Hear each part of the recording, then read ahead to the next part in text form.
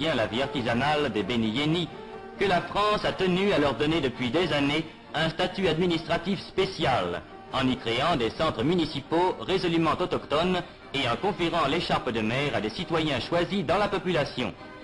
Cette innovation a depuis été grandement élargie, mais ce sera l'orgueil de la Kabylie d'avoir en Afrique du Nord donné les premiers musulmans saints de l'écharpe tricolore.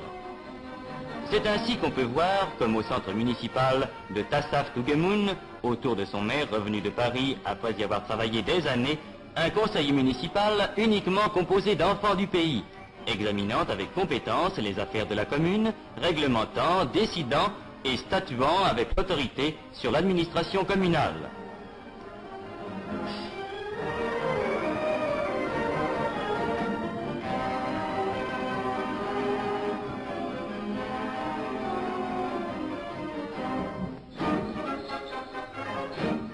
C'est pour une part aussi à cette maturité de la Kabylie prise comme exemple que l'exercice du droit de vote a pu être instauré dans l'Algérie sans difficulté et sans trouble moral.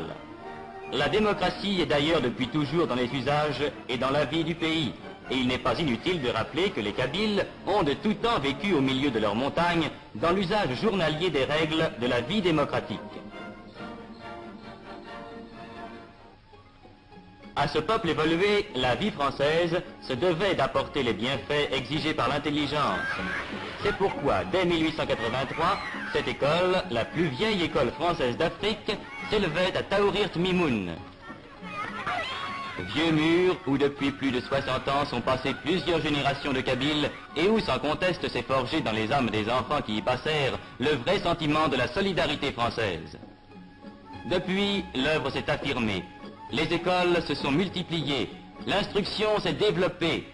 Déjà, la Kabylie fournit des instituteurs, et il n'est pas rare de rencontrer parmi eux des ménages d'instituteurs, lui kabyle, elle française. Ainsi, dans la plus vieille école d'Afrique comme dans la plus récente, cette école destinée aux filles, extraordinaire révolution car jusqu'ici la coutume kabyle s'y opposait, s'opère la grande tâche d'instruction et d'éducation qui assurera au peuple kabyle les gages d'un avenir florissant. Fillettes de Kabylie élevées dans le climat et le goût de l'instruction française, elles seront demain dans leur foyer les meilleures tenantes de la raison française.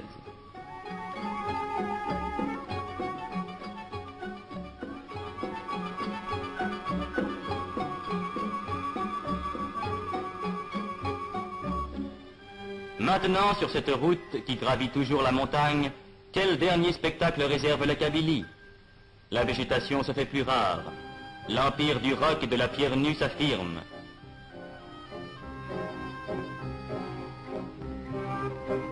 Un dernier village perdu dans sa montagne qui allonge ses toits étrangement plats, prescience d'un autre monde. La montagne toujours plus rude, toujours plus sèche.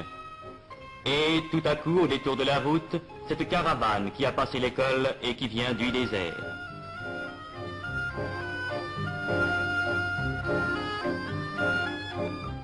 Un cèdre soudain poussé en plein rocher et dont la présence signale que nous arrivons à l'altitude de 2000 mètres.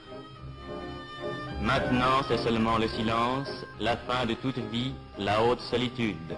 Nous sommes aux confins du pays kabyle, le Djurdjura borde l'horizon, au-delà commence le sable, le pays sans vie, le grand désert.